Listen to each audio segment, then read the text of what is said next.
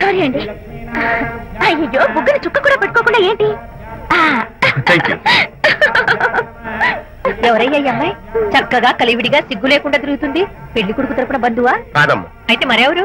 Vijaya Babu friend అమ్మ. Friend అంటే? ఫ్రెండే. అదే ఏ టైప్ ఫ్రెండ్ అని.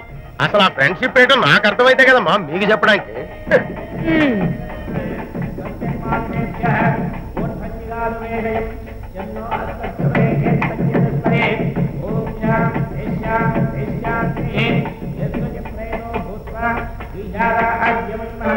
ఎవరే అమ్మాయి చాలా ఓవర్ గా బిహేవ్ చేస్తుంది? ఫ్రెండ్ అట.